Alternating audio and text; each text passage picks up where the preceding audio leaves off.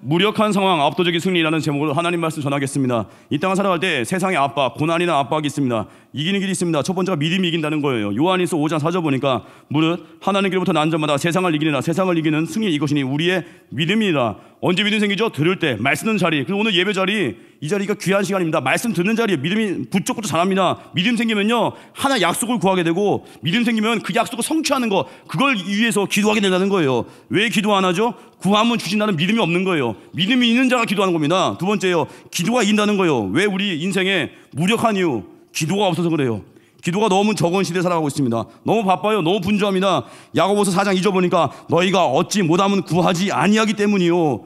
많이 구해서 많이 얻는 겁니다. 여러분, 부유하게 사십시오. 영적인 부유함, 이걸 누리는 겁니다. 그래서 우리 고난이 오잖아요. 생각을 멈추고 기도하십시오. 언제까지요? 평강이 올 때까지. 또 언제까지요? 약속이 내 마음에 불붙는 확신 가운데 몰려들 때까지. 그래서 분주함의 노예로 살지 마십시오. 마귀는 그래요. 다른 거 다 해놓고 기도만 하지 못하게끔 막아버립니다. 그게 유혹이거든요. 죽든 살든 하나님 품 안에서 거하며 예배하며 기도하며 뚫고 나아가는 거예요. 그래서 믿음이 이기고 기도가 이기고, 세 번째, 믿어주는 자가 있을 때 이깁니다. 누구나 날 믿어주는 사람이 있습니다. 아무리 없어도 하나님은 우리 믿어주십니다. 세상은 우리를 외면할 수 있어도, 세상은 우리가 약할 때 우리를 버릴 수 있어도 하나님은 안 버리십니다. 믿어주는 분이 하나님이신 겁니다. 그 하나님이 우리를 사랑하셔서 우리 믿어주시고, 또 이 땅에 또 우리 가족을 또 허락하시잖아요. 영적인 가족이 있고, 우리 자기 집에 또 가족이 있고. 토마스 에디슨 스토리인데, 세계의 발명 왕입니다. 그의 어린 시절 이야기예요. 되게 특이한 일화가 있습니다. 정말 말도 안 되는 실험을 했어요. 흑인을 뭐 하얗게 만든다고 그게 하얘지겠습니까? 그런 실험도 하고, 또 가스 넣으면 풍선처럼 날아가겠지 하고, 사람도 그럴 줄 알고 친구에게 가스 먹이고. 제정신이 아니죠. 또 난청도 있고 ADHD 증상도 있대요. 에디슨이 행동이 굉장히 산만했습니다. 친구들이 얼간이 바보 에디슨이라고 놀렸습니다. 어느 날 학교 마치고 집에 왔는데 어린 나이였습니다. 학교에서 받은 편지를 어머니에게 건넸습니다. 뭐 가정통신문? 뭐 우리식으로 말하면은 가정통신문 같은 거겠죠. 그런데 이렇게 얘기합니다. 엄마, 학교에서 편지를 줬는데 이건 엄마만 볼 수 있대요. 엄마, 편지에 뭐라고 적혀 있습니까? 라고 엄마에게 줬대요. 근데 그 에디슨의 어머니가 눈물을 글썽이면서 편지를 읽어줬습니다. 당신의 아들은 천재입니다. 우리 학교는 그를 감당할 수 있는 좋은 선생님이 없습니다. 집에서 교육을 잘 시켜주십시오. 이게 진짜 그 내용이겠습니까? 엄마가 바꾼 거겠죠. 에디슨 어머니는 병에 걸려서 세상 떠나기 전까지 정성을 다해서 에디슨을 교육했습니다. 훗날 에디슨이 이 편지 내용을 이제 알게 된 거예요. 뚜껑 열어본 겁니다. 알고 보니까 어머니가 읽어준 내용과 달랐습니다. 이 내용이 이거였어요. 당신의 아들에게는 심각한 정신장애가 있습니다. 우리 학교는 그를 교육할 수 없습니다. 퇴학 처리하겠습니다. 이게 원래 팩트예요. 근데 어머니는 아들 상처 줄 수 없으니까, 아들에 대한 기대가 있으니까 바꿔서 읽은 거죠. 그의 자서전에서 말합니다. 정신장애 가진 어린 에디슨을 세계의 천재로 만든 건 어머니의 믿음이었다. 믿어준 만큼 자랐다는 거예요. 저도 그렇습니다. 저희 아버지 지금 이제 79세 살아 계시거든요. 아버지가 어려서 저한테 항상 기대해 줬어요. 준홍아, 내가 이번에도 기대해도 되지. 물론 여전히 제 기대대로 못 살았지만 아버지 늘 그랬어요. 준홍아, 내가 한 번 더 기대해도 되지. 준홍아, 너 이번에 잘할 것 같다. 내가 기도해도 되지. 목회할 때에도 준홍아, 너 충성하고 있는 거지? 아빠가 기대한다. 너 스승 잘 섬기고 있는 거지? 아빠가 기대한다. 항상 저는 아버지 기대가 저에게 힘이었어요. 저는 기대와 응원의 대가하면 우리 담임 목사님 아버지 생각이 납니다. 지금은 천국에 계신데 담임 목사님 아버지 전용수 장로님 정말 응원 잘하셨습니다. 리액션의 대가예요. 항상 교회를 사랑하셨고 이렇게 주일날 예배 드리고 나서 나가실 때 담임 목사님 서 계시면 그냥 안 지나가요. 항상 엄지척 최고의 설교였어. 이 전 세계에 전 세계 하나 나올 거는 위대한 설교, 하여튼 최고의 찬사를 항상 보내시는 거예요. 너무 그 모습이 아름답더라고요. 최고의 리액션. 저도 그래서 전용 장로님 제가 이렇게 기도 부탁을 하고 싶어서 이제 소천하시기 전에 제가 집에 종종 찾아뵀었습니다. 그래서 항상 장로님께 기도 부탁을 하고 이게 무릎 꿇고 제가 있으면 제 어깨에 손을 얹고 축복 기도를 해주세요. 근데 한 번은 기억납니다. 한 소천하시기 몇 달 전이었나요? 이제 기도받고 싶어서 갔더니 장로님께서 기도를 하십니다. 어깨에 손을 얹고 저는 무릎을 꿇고 저를 위한 기도 부탁을 했어요. 물론 이제 통틀어 기도할 수 있겠죠. 장로님께서 기도를 시작했습니다. 처음에 우리 교회에 대한 사랑의 뜨거운 기도가 나와요. 하나님, 우리 홍대 세교를 사랑하시고 부흥을 주시고 그 다음에 이제 내 기도가 나오겠지. 그 다음에 갑자기 우리 전 목사님을 축복하시고, 전 목사님은 세계적으로 위대하고 존귀와 계속 기도하다가 내 기도가 나오겠지. 이제 목사님도 다 했으니까. 한 5분 흘렀어요. 근데 마지막에 내 기도가 나올 줄 알았는데 계속 안 나오고 시간이 흐르고 있으니까 제가 살짝 눈을 떴어요. 왜 뭐 하시나 했더니 체육교원사님이 이제 민망했나 봐요. 제 기도를 안 하고 자꾸 교회 기도하고 담임 목사님 기도만 하니까 체육교원사님이 전자들 옆을 쑥 쑤시면서 민목사 기도 좀 하라고. 민목사 기도 언제 할 거야? 확 찌르는 거예요. 그제서야 이제 마지막에 한 줄, 민목사도 잘 되게 하옵소서 아멘. 짧은 한 줄로 기도를 받았던 기억이 납니다. 이하 동문이라는 뜻이겠죠.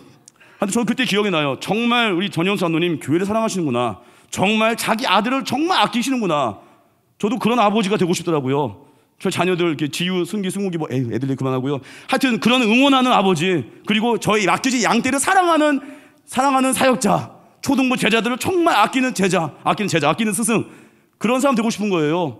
앞에 초등부 제자 주영이가 왔는데 정말 하나님 마음으로 이 아이를 위해서 기도하고 사랑해 줄 수 있는 그런 목회자가 되고 싶었습니다.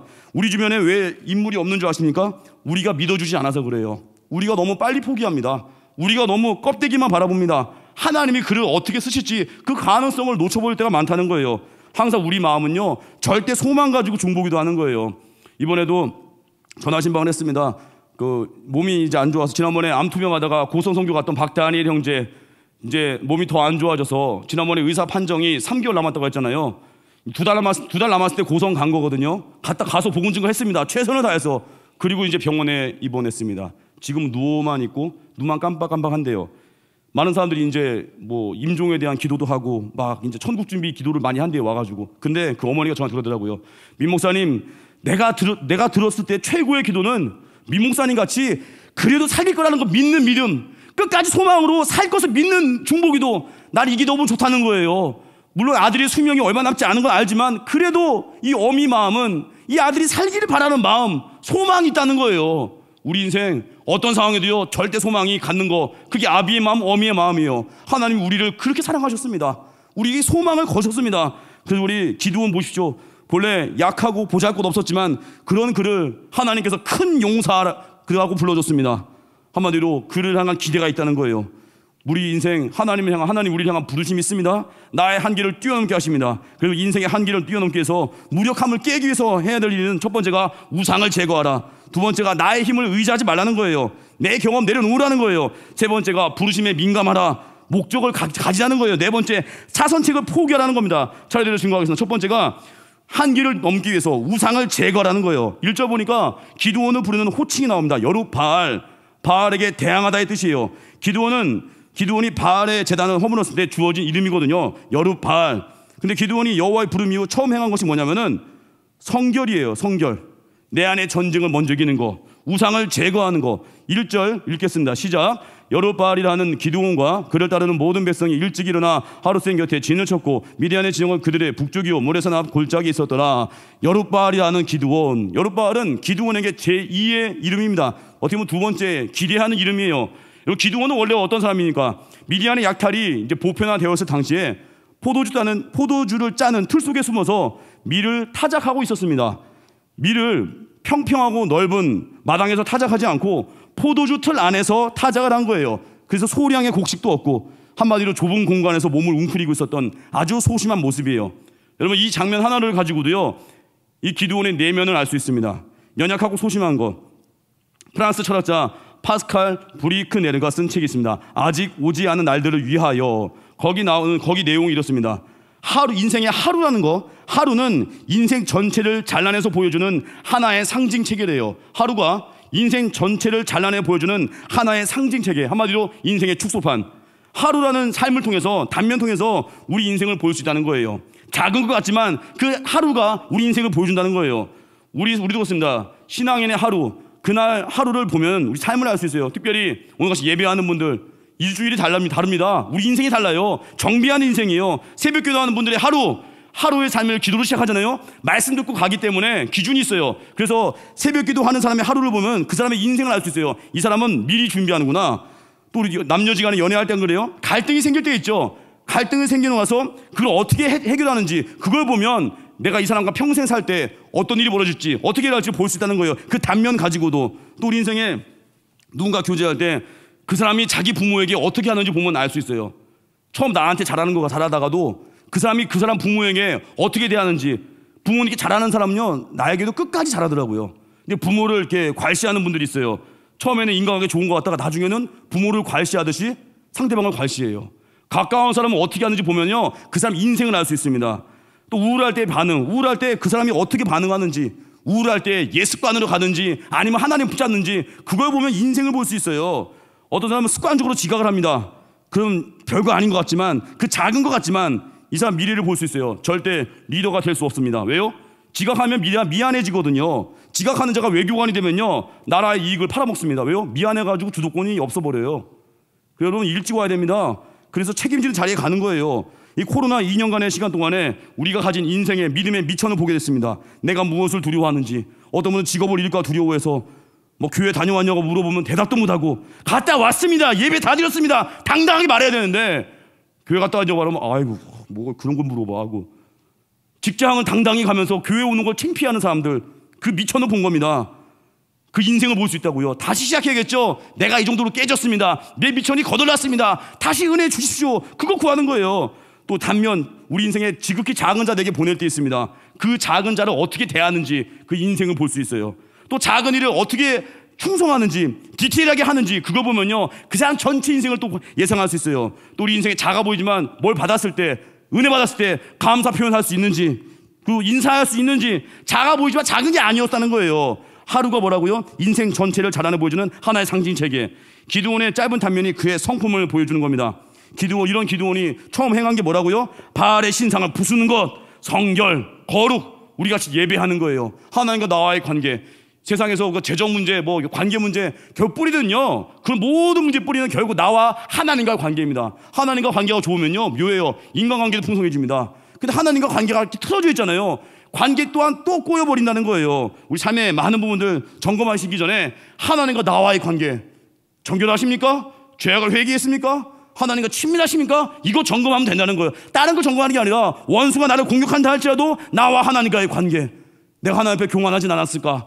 내가 하나님 앞에서 원망하지 않았는가? 그거 점검하는 거예요. 두 번째, 한계 이기기 위해서 나의 힘을 의지하지 말라는 거예요. 2절 읽겠습니다. 시작. 여호와께서 기드온에게 이르시되 너를 따르는 백성이 너무 많은즉 내가 그들의 손에 미디안 사람을 넘겨주지 아니하리니 이는 이스라엘이 나를 거슬러 스스로 자랑하기를 내 손이 나를 구원하였다 할까 함이니라.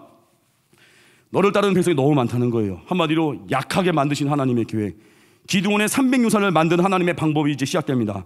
너에게 내가 미디안을 넘겨주려는데 너의 군대가 너무 많다는 거예요. 우린 당황스럽죠. 우리가 볼 때 너무 약한데 뭘 더 힘을 빼려고 하십니까?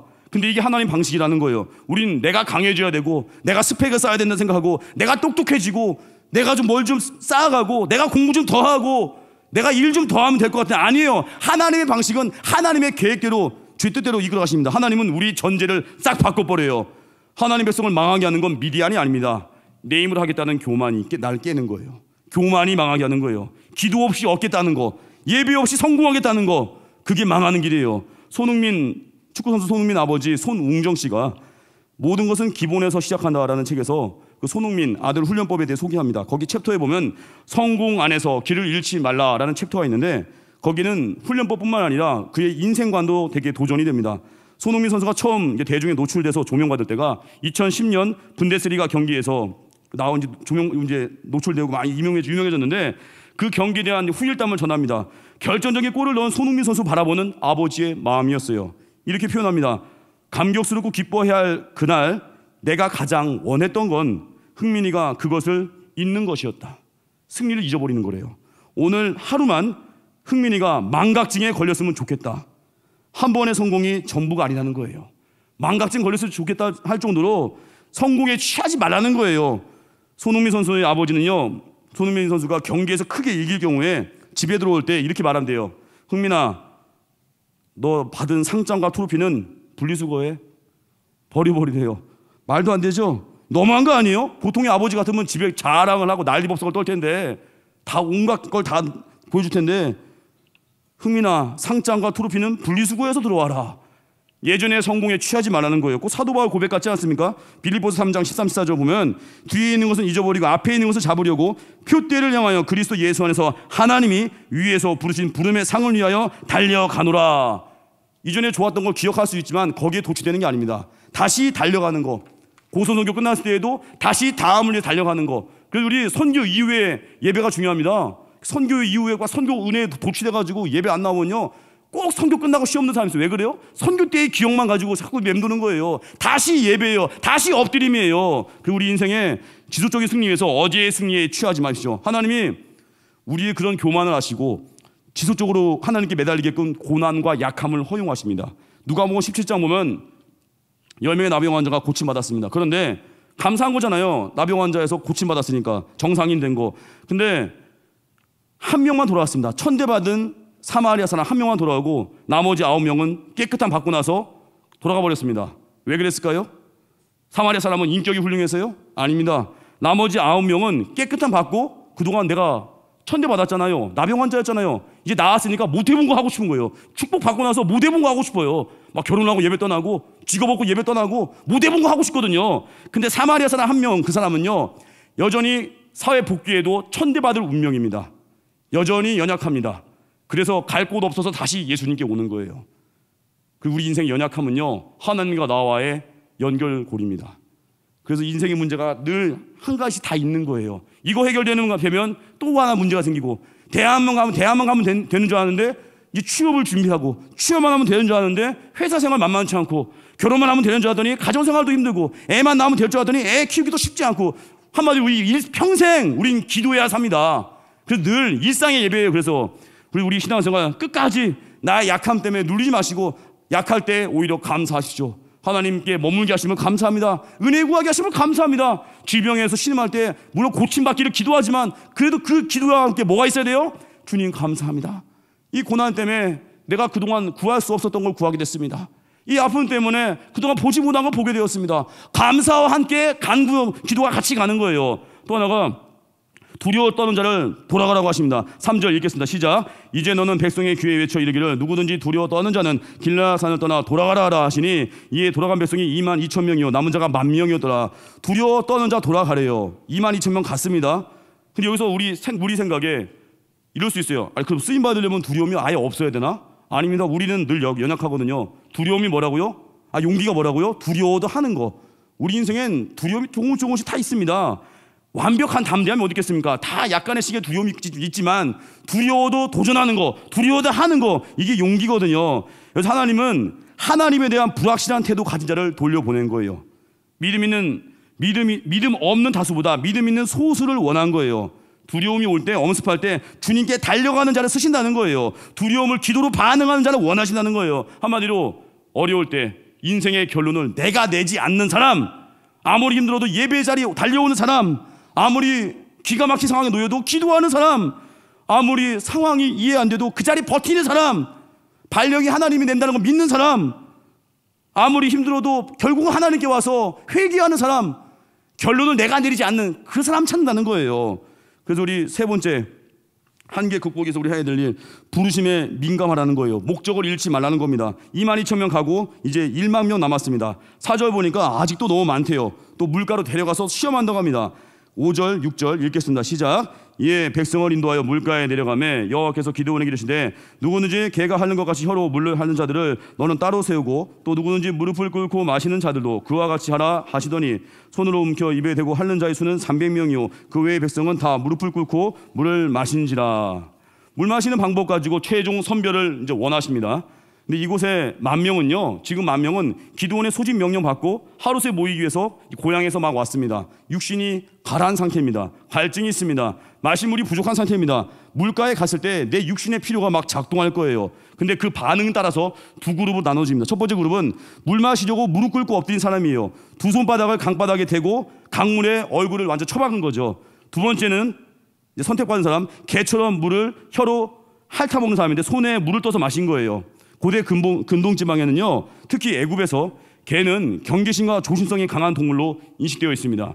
애굽의 나일강에 악어가 많대요. 근데 나일강에서 물을 먹는 개들은요, 위기감을 느끼면서 좌우를 살핀다고 합니다. 그리고 개처럼 물을 하는 것은 위기감을 가지고 좌우를 살피느라 물에 고개를 박지 않고 마셨다는 거예요.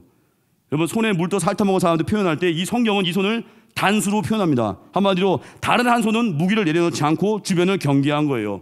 한마디로 목적을 잃지 않는 겁니다. 보낸 목적을 기억하는 인생이에요. 우리 생활, 직장 생활도 그렇습니다. 어떤 사람은 직장 생활 너무 힘들대요. 왜 그렇습니까? 그 목적을 잃어버릴 때가 많아요. 날 거기 왜 보냈는지, 그 직장 왜 갔습니까? 사람 살리려고 부르신 자리거든요. 근데 내가 편하려고 한 자리는요, 조금만 어려우면 나오는 거예요. 요즘 어떤 직업군, 뭐 젊은이들이 엄청 준비해서 한동안 인기 있었던 어느 직업이 있었는데 요즘 너무 많이 퇴직을 한대요. 이유가 뭐냐 했더니 월급을 적게 준다. 워라밸인 줄 알았대요. 일과 삶의 균형, 워라밸인 줄 알았는데 갔더니 야근도 가끔 시키더라. 다 자기 편한 게 목적이니까 조금만 어려우면, 그렇게 경쟁을 뚫고 간 직장인데도 조금 어려우면 나가버리는 거예요. 목적이 뭐예요? 내 만족. 학교는 안 그래요?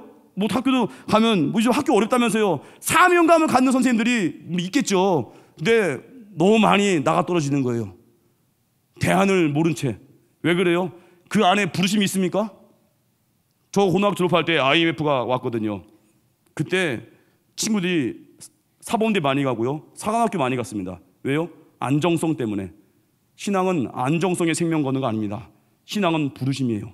안정성을 믿고 편안함을 믿고 갔다가, 물론 이후에 변화될 수도 있겠지만 계속 편안함이 내 목적이라면요, 위기만 오면 나가 떨어지는 거예요. 위기만 오면 딴 데 간다 그러고. 우리 인생의 부르심의 자리입니다. 있는 그 자리, 하나님을 향한 목적, 그 직장을 왜 갔습니까? 사람 살리려고 한 거예요. 그 가정을 왜 허락하셨습니까? 희생해서 사람 살리라고, 희생해서 선교하라고. 그게 가정과 직장 허락한 목적이에요. 그 목적 잃지 말라는 거예요. 네 번째, 차선을 포기하고 최선을 얻으라는 겁니다. 기드온에게 300명을 남기고 9,700명을 돌려보내는 거 쉽지 않은 명령입니다. 근데 기드온 순종했습니다. 8절 읽겠습니다. 예, 백성이 양식과 나팔을 손에 든지라. 기드온이 이스라엘 모든 백성을 각각 그의 장막으로 돌려보내고 그 300명은 머물게 아니라 미디안 진영은 그 아래 골짜기 가운데 있었더라. 기드온은 탈락된 9,700명을 조금도 아까워하지 않습니다. 과감하게 결단하고 돌려보냈어요. 이때 필요한 믿음이에요. 최선을 위해서 차선을 포기하는 겁니다. 여러분, 우리가 하나님 사랑할 때 방해가 되는 거 두 번째예요. 두 번째 사랑하는 거. 그걸 포기해야 된다. 그걸 내려놓는다는 거예요. 그 유명한 도예가가 나온 그 다큐가 있는데, 무용문화재 같은 장인이에요. 근데 도자기가 뜨거운 가마에서 나오는데 그 도자기를 그 장인이 햇빛 아래에서 유심히 관찰합니다. 근데 관찰하다가 갑자기 돌망치로 깨부숩니다. 100개가 나오면은 90개, 90개 이상은 깨버리는 거예요. 어떤 때는 100개를 구웠는데 다 깨버릴 때가 있어요. 한 개도 못 건져요. 옆을 지켜보던 그 아내분이 황당한 거예요. 우리 남편 미쳤나? 그러면서 그러는 거예요. 우리 남편 저거 미쳤어요? 그러는 거예요. 지금 막 깨부수고 있으니까. 이게 누구 생각이에요? 평범한 자들의 생각, 하수의 생각. 이 장인이 내뱉은 한마디가 있습니다. 덜 좋은 것을 과감하게 깨뜨리지 않는 한 가장 좋은 것을 얻을 수 없습니다. 이 얘기는요, 탁월성만을 집착하는 게 아닙니다. 이 얘기는 성공주의나 결과주의가 아니라 최고의 것을 위해 치열한 몸부림을 치고 있는 거예요. 가장 귀한 걸 얻기 위해서. 그래서 사람들의 손가락질이나 비난을 감수할 수 있는 겁니다. 가치가 너무 아름다우면요, 비난을 감수할 수 있어요. 가치가 숭고하면요, 비난을 이길 수 있어요. 왜 쉽게 중단하죠? 가치가 별 가치가 없었던 거예요. 예수님이 너무 귀하다는 걸 우리가 믿잖아요. 예배가 귀함을 믿잖아요. 어떤 비난이 와도 그 자리 지킬 수 있습니다. 충성의 가치를 알잖아요. 누가 뭐래도 그 자리 버티는 거예요. 우리 신앙이 왜 제자리 걸음합니까? 적당히 타협하면서 차선의 것에 흔들리기 때문에 그렇습니다. 하나님이 우리 인생에 300이라는 숫자를 만들어 가실 때는요, 괴롭습니다. 낭만적이지 않아요. 결코. 내 인생에 9,700을 돌려보내는 건요, 뼈를 깎는 아픔이 있습니다. 각오가 있어야 됩니다. 초라함을 견뎌야 합니다. 그런데 이 초라함 이후에 하나님의 은혜가 임하고요, 최고의 것을 얻게 한다는 거예요. 우리 인생의 32,000을 300으로 만들기 위한 하나님의 계획을 수용하십시오. 그 고통을 감수하십시오. 기드온의 300용사가 미디안의 12만 5천 명의 구사들을 진멸했습니다. 오늘 설교 제목같이 무기력한 상황, 압도적인 승리. 하나님만 붙들기 위해서 나머지 내려놓는 거예요. 예배 하나 붙들기 위해서, 주일 성수 붙들기 위해서, 새벽기도 붙들기 위해서. 우리 인생의 선택에 대한 갈림길이 있습니다. 대부분 보면 물질과 주님 사이의 갈등이거든요. 마태복음 6장 24절에 기준이 있습니다. 한 사람이 두 주인을 섬기지 못할 것이니 호기를 미워하고 저를 사랑하는 호기를 중히 여기고 저를 경히 여깁니다. 너희가 하나님과 재물을 겸하여 섬기지 못하느니라. A라는 직장을 택하자니 돈은 더 버는데 신앙생활이 힘들 때가 있어요. B라는 직장을 택하자니 신앙생활은 잘 되는데 돈이 안 될 때가 있어요. 이럴 때 어떤 선택하시겠습니까? 믿음의 사람은요, 하나님께 더 가까이 가는 결정을 하는 겁니다. 단 1ml라도 가까워지는 결정. 그래서 우리 하나님께서 갚아주시면 믿고 나아가는 거예요. 미국 댈러스에서 목회하는 목사님이 한 번은 자기 성도분을 막 자랑하는 거예요. 막 진짜 하나님이 욥을 자랑하는 것처럼 이런 성도 봤냐는 거예요. 그 성도분 얘기할 때 이런 소개를 합니다. 결혼한 지 얼마 안 된 젊은 부부입니다. 결혼하고 미국으로 건너온 부부입니다. 힘들게 돈 벌고 아이를 낳았습니다. 신앙생활 열심히 했습니다. 교회에서 미국에서 이렇게 목자라고 하는 목자, 우리 같으면 뭐 이제 뭐 간사님 정도, 뭐 구역장 같은 하여튼 교회에서 목자 부부라고 충성을 했습니다. 칭찬을 많이 받았다고 합니다. 근데 이 부부에게는 늘 경제적인 어려움이 있었습니다. 실력도 있고 전공도 좋은 형제입니다. 근데 미국에 경험이 없으니까 온 지 얼마 안 되니까 변변한 일자리가 없었던 거예요. 어느 날 그 댈러스에 있는 전기 회사가 이제 세워졌는데 그 회사에서 스카우트 제의가 왔다는 겁니다. 혜택이 파격적이었습니다. 연봉도 지금 액수의 거의 2배. 근데 단 조건이 있대요. 3년간 회사가 정상적인 상황이 될 때까지 주일에 오전은 제외하고 나머지 주일 오후 시간을 회사에 와야 된다는 거예요. 근데 어떻게 보면 혹할 수 있잖아요. 오전은 배려한다고요? 오전은 예배하면 되겠네? 그러니까 어떻게 해요? 그렇게 배려해준다는데 이분이 고민되는 거예요. 금요일 저녁에 또 목장 모임이 있는데 그 시간도 포기할 상황이 돼버리는 거예요. 주일날 오후도 팀 모임도 못하고 금요일 저녁에 모임도 안 되고 3년간의 시간인데도 그게 마음에 괴로운 거예요. 이 부부가 일주일을 기도하고 결정했습니다. 결국 그 회사 안 가기로 했습니다. 그리고 목사님에게 말합니다. 목사님, 제가 그 회사로 간다고 해도 3년 좀 버티고 신앙생활을 잘할 수 있을 것 같은데, 그런데 제 선택의 기준이 절대 돈이 되어서는 안 된다고 생각을 합니다. 더 많은 연봉 외에 그 회사 가야 할 이유가 제게 없습니다. 제가 속한 목장을 희생시켜가면서까지 가야 할 이유가 없습니다. 부르심이 아니라 돈이 나면 저는 가지 않겠습니다. 결국 이 부부는요, 주님과 더 가까이 가기 위해서 조금 더 배고픈 길을 선택했습니다. 물질과 주님을 겸하여 섬길 수 없을 때 주님을 선택한 거예요. 불편을 감수하고 배고픔을 감수하고 부르신 가운데 반응하는 겁니다. 사람들 그러죠. 3년만 좀 참지 그래. 이분들은 그것조차 싫었어요. 잠시 잠깐이라도 내 양떼와 멀어지는 게 싫었어요. 잠시 잠깐이라도 하나님과 멀어지는 게 싫었어요. 우리 인생에 급하다고 해서 오늘의 작은 간격, 급하다고 해서 나의 하나님으로 살짝 멀어지는 선택, 작아 보이지만 나비 효과 아시죠? 나비의 날개짓이 먼 지역에 있는 태풍을 만들 수 있다는 나비 효과. 지금 내가 지극히 작아 보이는, 지극히 작게끔 하나님께 멀어지는 선택이 이후에 엄청난 대가로 나아갈 수 있다는 겁니다. 그래서 저는 룻기 되게 좋아하거든요. 룻기에서 어떤 부분이 제일 좋냐면은 룻의 선택이 참 위대했어요. 룻기 대부분 룻기 설교 무지 좋아합니다. 막 반전 드라마, 막 설교 제목에 반전만 들어도 좋아하잖아요. 역전만 들어도 좋아하잖아요. 막 설교 제목만 잘 올려도 어느 때 조회수 확 올라가더라고요. 왜요? 제목이 너무 좋으니까. 반전, 역전 너무 좋아해요. 근데 룻기를요 잘 보셔야 됩니다. 룻처럼 살아야 돼요. 제가 뭐 나오미 모시다, 시어머니 모시다 그 얘기가 아니라 그 원리가 있거든요. 인류 역사에서 절대 좁혀지지 않는 관계의 간극이요, 고부간의 관계입니다. 선교 갈 때도요 친정어머니는 많이 모시고 와요. 시어머니 모시고 오는 분 아직 못 봤습니다. 아십니까? 죄송합니다 이런 얘기해가지고. 며느리는 시금치 안 먹는 데잖아요. 그리고 시어머니는 멸우치를 안 먹는 데잖아요. 그런 유머가 있대잖아요. 근데 룻은 최고의 가치 선택을 위해서 자기 인생에 여성으로서의 기본적인 행복을 내려놓은 겁니다. 어머니 하나님이 나의 하나님이라는 거예요. 망한 시어머니 나오미를 봉양하기 위해서 이삭 죽기를 감행합니다. 충성을 다했습니다. 한마디로 어려운 때에 하나님 사랑과 이웃 사랑, 부모 궁경을 선택한 거예요. 오늘도 담임 목사님 통해서 말씀드렸죠. 고난을 끝내는 길이 뭐라고요? 하나님께 가까이 이웃 사랑하는 것. 룻이 바로 그 길 선택한 거예요. 어머니 하나님이 나의 하나님이라는 거예요. 어머니 선택하고 봉양한 거예요. 그러다가 보아스 만나고 보아스의 아내가 되고 그리스도의 계보에 올라간 거예요. 룻이 이걸 예상했겠습니까? 상상도 못했습니다. 그냥 희생할 기회가 왔을 때 내 거 내려놓은 거예요. 이 시대에 요즘 비대면 예배가 활성화된 시대에 되게 편안해졌죠. 편안함이 주는 위험이 있습니다. 희생을 내려놓을 때가 있어요. 교회 오는 것도 희생이거든요. 현장 예배에 가까워지는 결정을 하십시오. 멀리 이사 가서 새벽은 비대면이 있고 주일은 차 타고 오면 돼. 신앙은요 단과반 아닙니다. 신앙은요 내 몸이 가는 것이고 신앙생활은 종합반이에요. 그래서 언제나 기회 붙잡고 현장을 오시고 미루지 말고 우리 선택할 때 내 것을 내려놓는 희생에 결단하십시오. 결론입니다. 하나님 나를 향한 기대가 있습니다. 하나님은 우리 향한 기대가 있고 우리의 한계를 뛰어넘게 하십니다. 해야 될 일 뭐예요?